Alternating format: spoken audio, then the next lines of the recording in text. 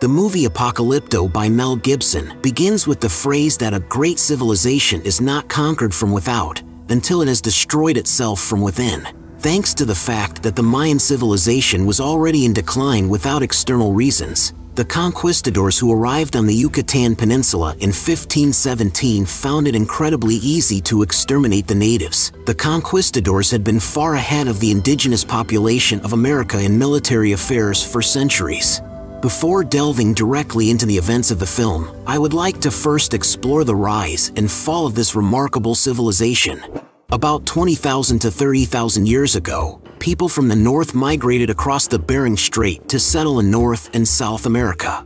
All indigenous peoples of North and South America are descendants of these early migrants, but in this video, I will focus specifically on the Maya civilization. Over time, the population transitioned from a semi-nomadic hunter-gatherer lifestyle to a more sedentary agricultural one. The first permanent settlements were established on the coast and along riverbanks, where they could cultivate maize. Maize played a crucial role in the rapid development of the Maya civilization, and interestingly, it also played a part in its eventual decline. The entire life of the Maya, including their culture and even the shape of their heads, revolved around the cultivation of maize. The Maya made efforts to alter the structure of their heads to honor and please the god of maize. Many adherents of conspiracy theories interpret these images as the skulls of aliens who supposedly came from the planet Nibiru and imparted knowledge to the Mayans in various sciences.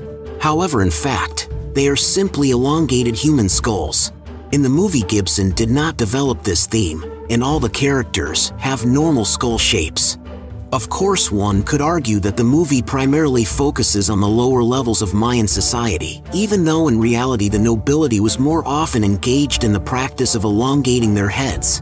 Nevertheless, there are a couple of priests depicted in the movie who also have normal head shapes. The Maya achieved significant success in agriculture through the selective breeding of maize. They increased maize yields by saving the largest grains for each new planting. While the impact of such selective breeding might not be immediately apparent after 1 or 2 cycles, when practiced over generations spanning hundreds of years, the results are truly remarkable. Due to bountiful harvests and the availability of vast unoccupied territories, the Maya population began to experience a rapid increase around 800 BC. As the population grew, the social structure of Maya society underwent a transformation. Historians believe that the upper echelons of Maya society, for the first time, began to consist of individuals thought to possess supernatural abilities, such as priests and sorcerers. Over time, this group distanced themselves from direct involvement in food production, affording them more time for creative endeavors and the study of the world around them. The priests placed particular emphasis on astronomy, a theme that was effectively portrayed in the movie by Gibson. For example, when the leader deceived the common people by beseeching the sun god to demonstrate satisfaction, and the sun did in fact emerge from behind the moon. Of course, in reality, things were more intricate than depicted in the movie. The priests not only had a deep understanding of what causes an eclipse, but could also accurately predict the dates of solar and lunar eclipses. They often demonstrated this astronomical knowledge to the common people by pretending to assert control over natural phenomena and therefore affirm their connection with the gods. In addition to astronomy, the priests also practiced astrology. They made predictions about the future for illiterate tribesmen, using methods similar to those of modern charlatans. For instance, a shaman might predict to an unmarried man that in a few weeks, when the moon reached its full strength, he should go to a particular location where he would meet his soul mate. The same prediction with the same location was given by a priest to a single woman. Remarkably, these predictions sometimes came true. Word spread that the shaman could foresee the future and help in matters of love, earning respect from others. Soon a queue formed of those seeking help in romantic affairs. This was a common occurrence, as one of the primary goals in the lives of many Central and South American tribes was the continuation of their lineage. This theme is also portrayed in the movie, when at the beginning a tribesman is ridiculed because he cannot have children. While watching the film, the vibrant colors of the Grand Stone City may appear unrealistic, as we are accustomed to seeing Mayan pyramids made of unpainted stone in modern photos. In reality, Mayan cities did indeed have a colorful appearance, as depicted by Gibson in the movie. As time went on, and Mayan cities continued to grow, the residents recognized that an entirely white city would be uncomfortable due to the glaring effect of the white color. So the Mayans boiled annatto seeds, which make an excellent dye, and painted the entire city red. In general, colors held great significance for the Maya. Gibson emphasized this importance in the film, but at the time of the movie's release, many historians expressed dissatisfaction, citing certain inaccuracies. In the movie, captives were portrayed as being painted with vivid blue paint, beautifully and brightly done.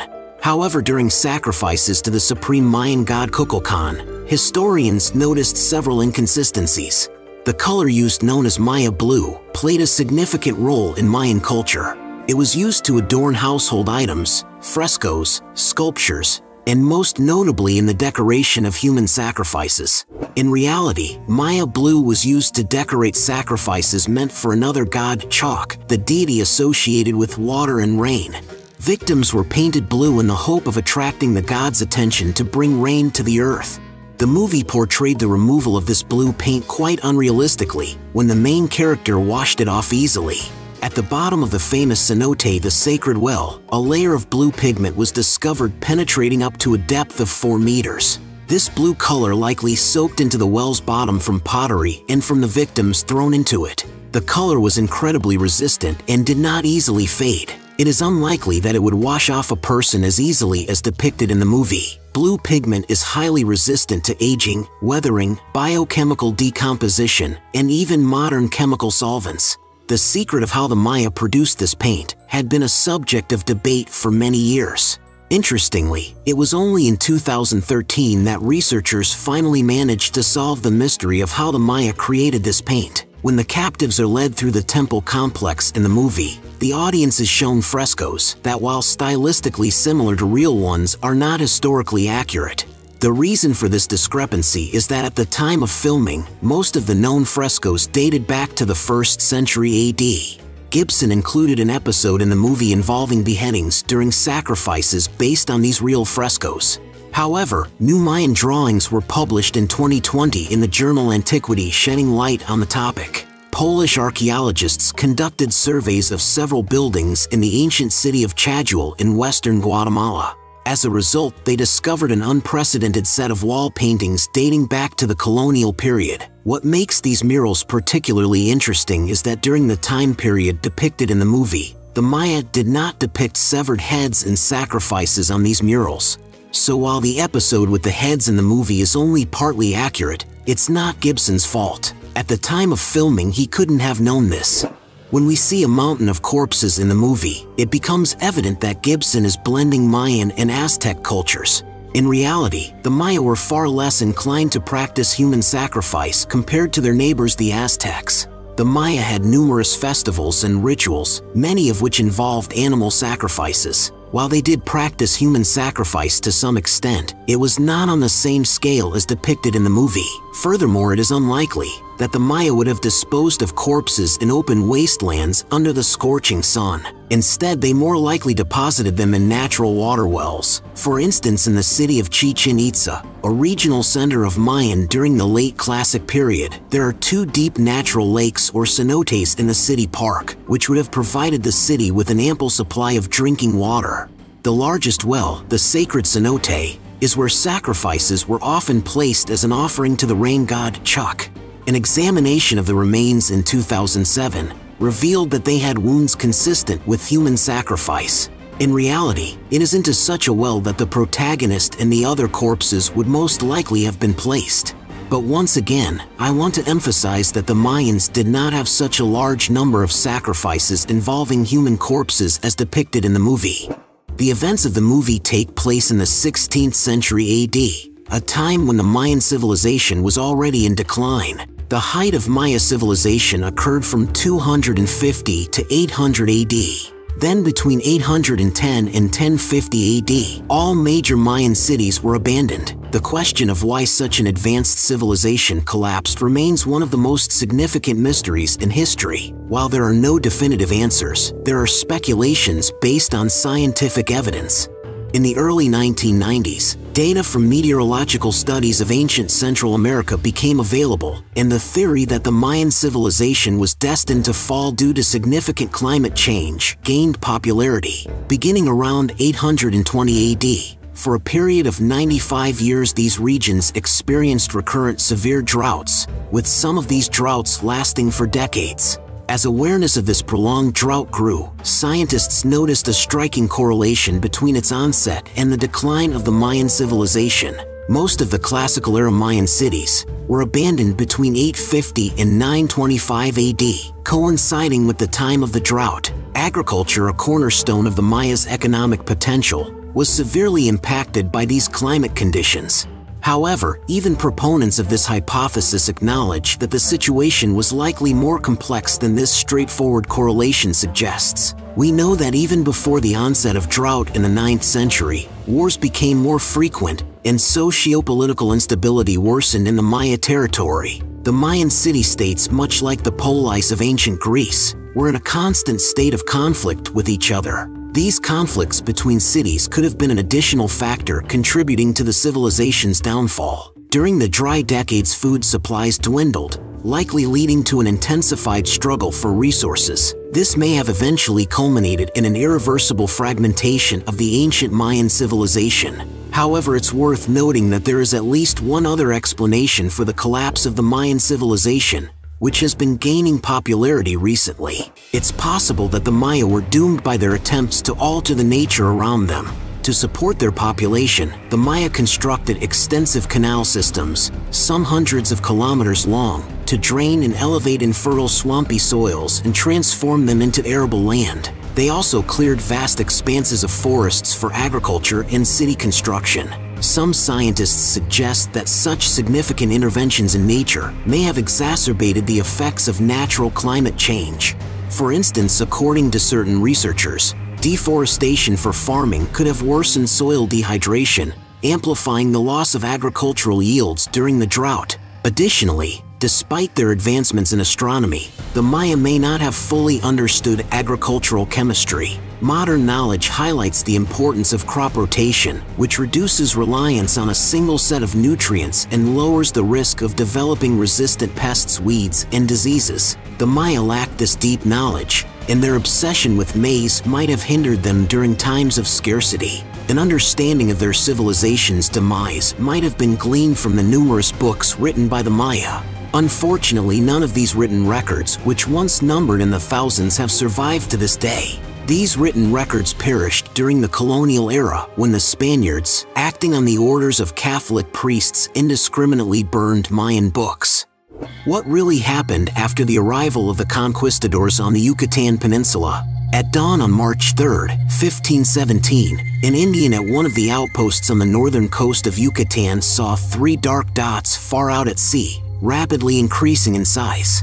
Soon these dots transformed into floating mountains under a white cap of clouds. A sentry immediately rushed into town to inform the chief and the residents about this marvelous sight. It was an expedition, organized to hunt for slaves on the newly discovered islands. This expedition, by the way, introduced many unknown diseases to the indigenous people, to which they had no immunity. In the movie, the priest talks about a mysterious deadly disease that infected a child, which is likely smallpox. However, during the time of the movie, the Europeans were only approaching the Yucatan Peninsula. Smallpox was brought to the Americas by the Europeans, who would appear in the movie on the day following the priest's speech. The exact details of the first contact between the Spanish and the natives are primarily known through records made by the Spaniards themselves. It's worth noting that many of these accounts were written decades after the actual events. Unfortunately, few conquistadors realized the epical significance of their deeds and recorded their experiences. For example, historians often rely on the writings of a certain Bernal Diaz del Castillo, who was a common sailor in the very first expedition to set foot on the shores of the Yucatan. At the time of the expedition, Bernal was 25. When Bernal decided to document his memories of youth, he was already 80 years old, which raises some doubts about the absolute accuracy of his recollections. According to Bernal Diaz's accounts, the natives initially greeted the Spaniards cordially and appeared peaceful. The expedition's commander ordered the sailors to launch boats equipped with crossbows and muskets, and they rowed to the shore. The entire shoreline was filled with Indians who had come from the town to see these newcomers. Encouraged by the friendly reception, the Spaniards followed the indigenous chiefs inland through hilly brush-covered terrain. Suddenly, the air erupted with loud shouts as Indian warriors who had been hiding in ambush rained a barrage of arrows upon the startled Spaniards. Witnessing the enemy's surprise, hordes of Indians emerged from their hiding spots with wild shouts and surged upon the bewildered Spanish ranks. Superior weaponry initially saved the Spaniards from annihilation, and they decided to retreat. Bernal's account suggests that the Indians lured the Spaniards ashore and then, having gained their trust, launched a surprise attack. Whether one chooses to trust Bernal's recollections is a matter of personal judgment. Following this ill-fated introduction of the two civilizations, the Conquistador expedition swiftly turned back to Cuba, as its leader Hernandez de Cordoba became embroiled in battles with the Maya and suffered serious injuries. Approximately half of the original 110 expedition members perished on their return journey. Although the first expedition was unsuccessful, it did demonstrate that the local Indian population, still relying on bows and arrows, would not be able to withstand the Europeans, who had developed their weaponry over thousands of years and now possessed firearms. While the indigenous populations of South America certainly resisted the conquistadors, they were ultimately doomed. However, due to the vast distances and various other challenges, the conquests extended over a prolonged period. It took approximately 170 years after the initial contact for the Spanish to assert dominance. On March 13, 1697, Spanish troops finally subdued the last independent Mayan city of Tayasal. Contrary to popular belief, the Mayan civilization was not completely destroyed. It was subjugated in the 17th century. As of today, the Maya population numbers more than 6 million people, with most Maya residing in the southern states of Mexico. Thanks for watching the video to the end. I hope you had a nice time.